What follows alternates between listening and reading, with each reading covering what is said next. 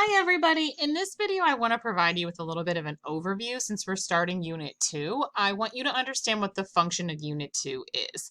So in Units 1, 3, and 4, we are basically working on writing a paper in each of those. So all of the formative assignments that you have due in those units are leading up to a paper.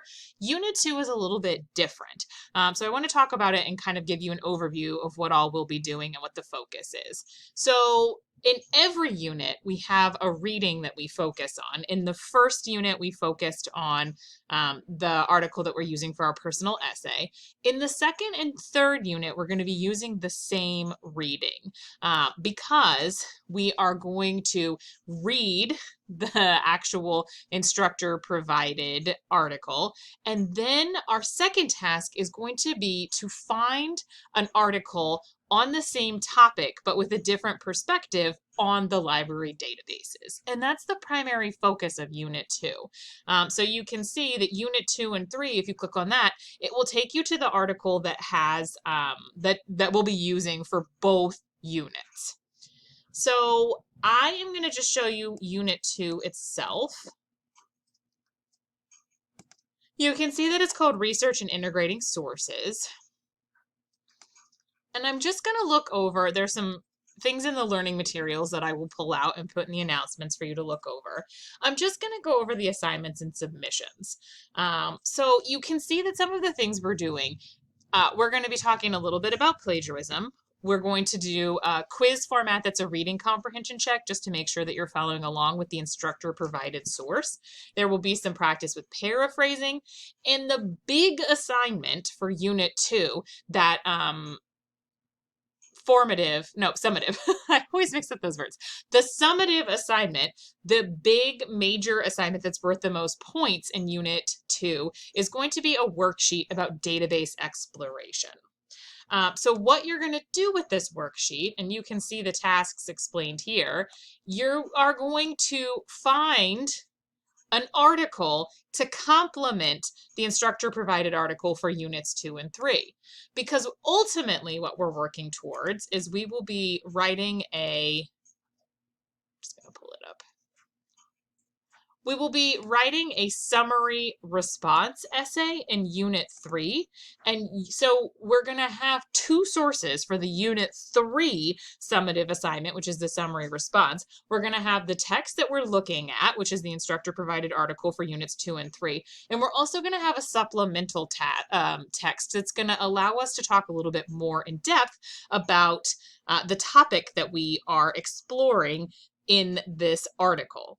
So what we need to do before we get to Unit 3 and write the summary response paper with this supplemental source is we need to find the supplemental source. So that is our task in Unit 2. We're going to be looking in the databases. You can choose Credo, SIRS, or EBSCOhost. And you're going to choose one of these databases, the library databases, which I can show you. It explains right here that they're on the MyDTCC homepage, but I can also show you where they are. Ultimately, what we're going to be doing is using those databases to choose a source on our own. So you likely won't have the same source as other people in the class. Some of you might overlap, but you're going to be looking for a source on your own that talks about the same subject, the same topic in the reading for Unit 2 and Unit 3. The whole purpose of this unit, Unit 2, is to talk about how to find good sources, to think about how to evaluate sources, to really look into sources and tell if they're good sources, if they're viable sources, if they're sources that you should be using in your research process. Because the goal is, by Unit 3, to turn in a paper that does a summary response to our primary instructor-given article that also incorporates another outside source that you found on your own to sort of complement the project, the point of the topic, the point of view in the original article. So that's what we're working on. And I'll just show you really quickly where the databases are located because you've probably seen them before. And it also tells you in these instructions how to get there. But on just the MyDTCC homepage, over here in the Student Success Toolbox, there is the Library tab, And here are the databases. So we're going to be focusing, I think, on Credo, EBSCO, and SIRS. I think those are the ones that we look at that you have the option to look for an article in any of those. So that's just to give you an idea. You don't need to run out and find this source yet. The whole purpose of Unit 2 is to walk you through that process and to talk about information literacy. But that is the reason that it's important to look over the articles that I've linked in the opening announcement for Unit 2.